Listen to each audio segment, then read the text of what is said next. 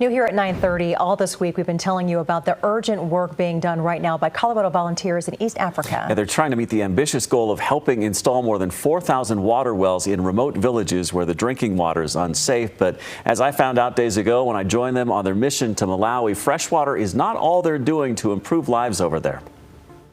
Hard to imagine pulling any of this off. No. The deploying of the fleet of four-wheel drives across the harsh African countryside.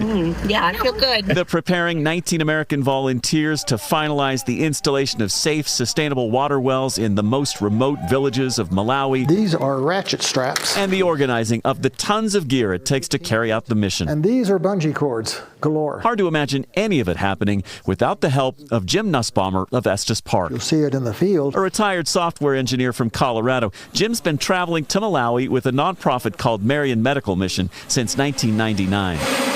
Helping the charity get the tools needed to help crews install the 58,000 wells they've now completed across Malawi, Tanzania, Zambia, and Mozambique. And fields are very bumpy. Helping them secure the rugged vehicles needed to get the job done. And helping manufacture the pumps that pull the well water from the ground, giving fresh water to an estimated 5 million Africans who might otherwise be forced to drink contaminated, dangerous water full of bacteria from animals who share the same water source. But well water isn't the only reason Jim's drawn to this part of the world. He actually first came to Malawi nearly 30 years ago. This is Mbangweni School for Deaf Children. When his wife Carol came to work right here at the Mbangweni School for Deaf Children in northern Malawi. And it became very clear it was a call from God that this was her chosen position. Carol didn't make it to Africa this year, but her presence is still felt all around campus where everyone asks about her. They all know Mama Carol or Mama Kalo. Mama Kalo. In addition to installing all those water wells all over East Africa, Marian Medical Mission came up with the money to build the first classroom block at this school years ago because they knew these kids needed that help.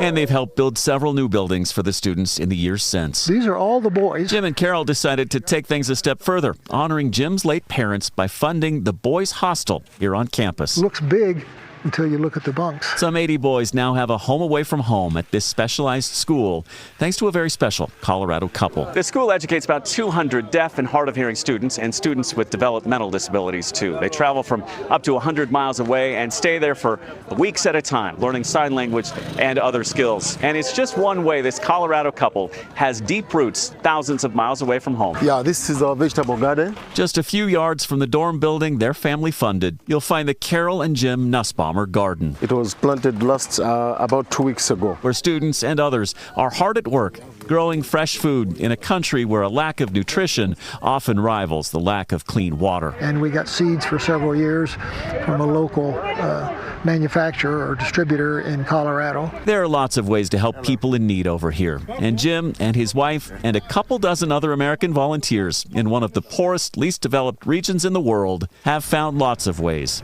to keep on helping. And all of this is obviously, not our doing.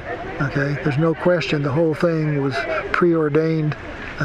We just had to answer the call eventually.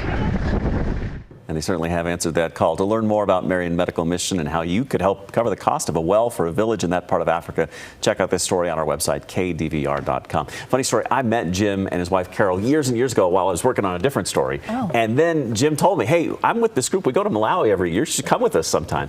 And I forgot about it. And he reached out last year and said, hey, do you want to come? And I'm like, yeah, let's do it. Let's make it happen. Wow.